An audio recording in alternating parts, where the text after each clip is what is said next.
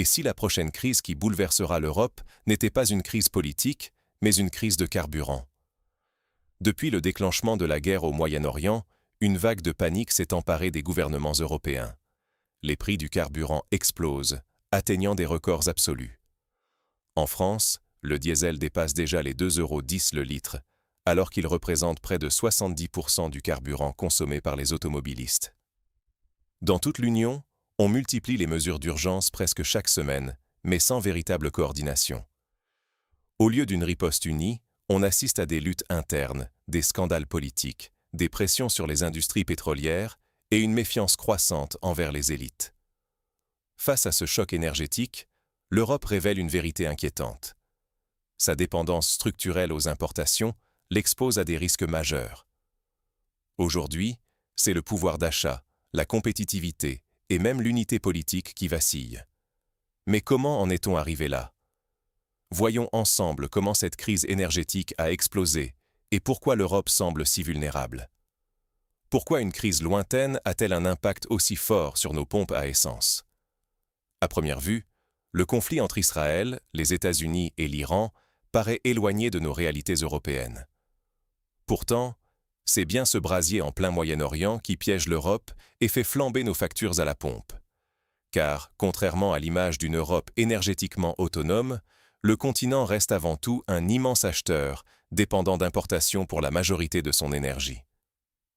Résultat, chaque tension sur le marché mondial se répercute immédiatement sur le prix du diesel, de l'essence ou du kérosène. Depuis l'escalade au Moyen-Orient, les prix s'envolent. Le diesel a déjà bondi de plus de 80%, le kérosène de 110%. À la pompe, on dépasse désormais les 2,10 € le litre en France, soit plus de 40 centimes de hausse depuis le début du conflit. Le diesel, carburant roi chez nous, il représente 68% de la consommation française, atteint son niveau le plus haut depuis 2022. Aucun gouvernement européen ne peut garantir un plafond de prix tant la dépendance extérieure est forte. Face à la flambée, un gouffre s'ouvre entre le coût de l'énergie et la capacité des citoyens à suivre.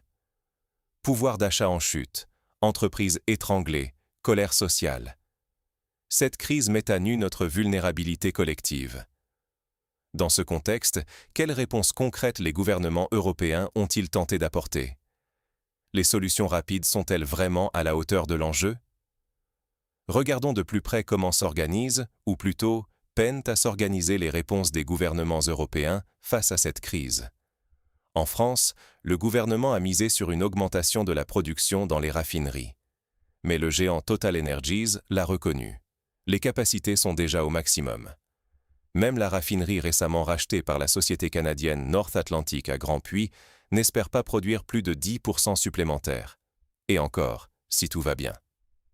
Du côté de l'État, on a aussi tenté de stabiliser le marché en puisant dans les réserves stratégiques nationales, libérant plus de 14 millions de barils. Mais cette décision a vite tourné au scandale politique. Certains députés de l'opposition accusent le gouvernement d'avoir revendu cette précieuse réserve à l'international au lieu d'en faire bénéficier les Français.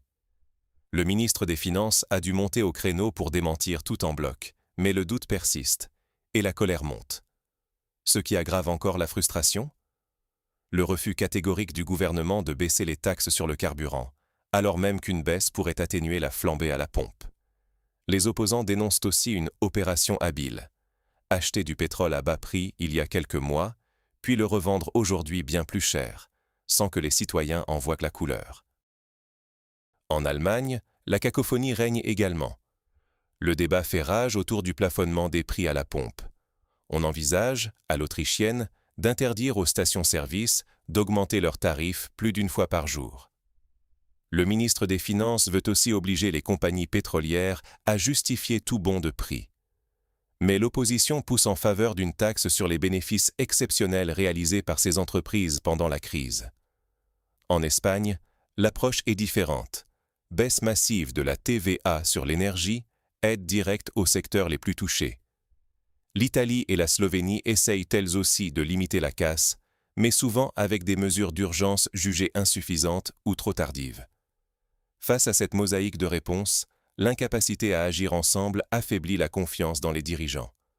Les divisions s'accentuent, la population s'impatiente. Et si la crise s'aggrave, à quoi pourrait-on s'attendre dans les semaines à venir? Et si la situation empirait?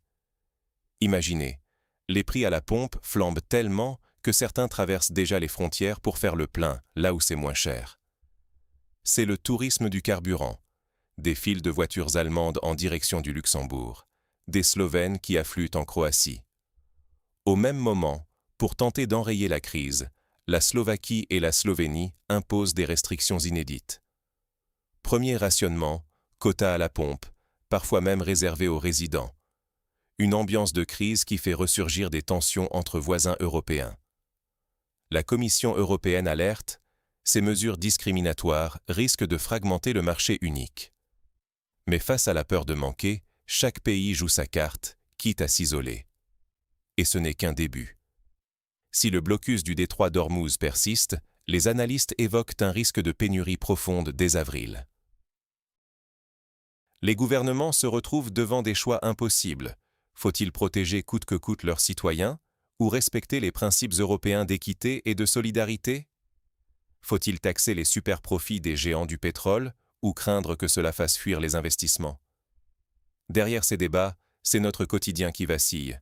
Mobilité ralentie, production industrielle à l'arrêt, rayons de supermarchés moins fournis, loyers gelés pour contenir la colère sociale. L'urgence fracture l'Europe, jusque dans les foyers. Alors, quelles leçons tirer de cette crise et quels leviers reste-t-il à actionner pour éviter l'effondrement? Mais alors, y a-t-il vraiment une issue favorable pour l'Europe dans cette crise énergétique? Aujourd'hui, nombreux sont les experts à l'affirmer. Seule une baisse des taxes sur le carburant permettrait vraiment d'alléger la facture à la pompe. Pourtant, la plupart des gouvernements hésitent, car ces taxes financent des services publics essentiels et réduire cette source de revenus, c'est ouvrir un autre sujet sensible. Alors on multiplie les mesures temporaires, subventions, baisse ponctuelle du prix, soutien à certains secteurs comme les transports ou l'agriculture. Mais tout cela reste inégal, parfois même discriminatoire, comme on l'a vu en Slovaquie, où le carburant coûte plus cher aux automobilistes étrangers qu'aux locaux, suscitant la colère de Bruxelles. D'autres pays, comme la Slovénie, limitent les quantités vendues ou gèlent les prix, mais ce ne sont que des solutions d'urgence, incapables de répondre à la racine du problème. La vérité, c'est que la crise actuelle met en lumière la dépendance structurelle de l'Europe. Diversifier ses sources, investir dans le stockage, gagner en autonomie, voilà des chantiers indispensables. Mais cela implique une vraie coopération européenne et des choix politiques courageux. Sans cette ambition, l'Europe restera vulnérable à la prochaine crise. Et concrètement, chaque citoyen, chaque entreprise doit désormais se préparer à une nouvelle réalité. Et maintenant, sommes-nous prêts à faire face à la prochaine tempête énergétique? Cette crise l'a prouvé. L'Europe, que l'on croyait forte et prévoyante, se révèle vulnérable à chaque choc extérieur.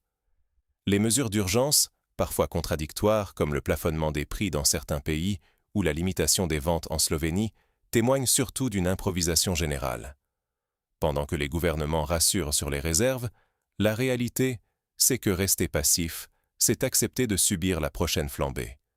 Pour garder la main sur notre avenir énergétique, il faut s'informer, s'engager et demander des choix courageux à nos dirigeants.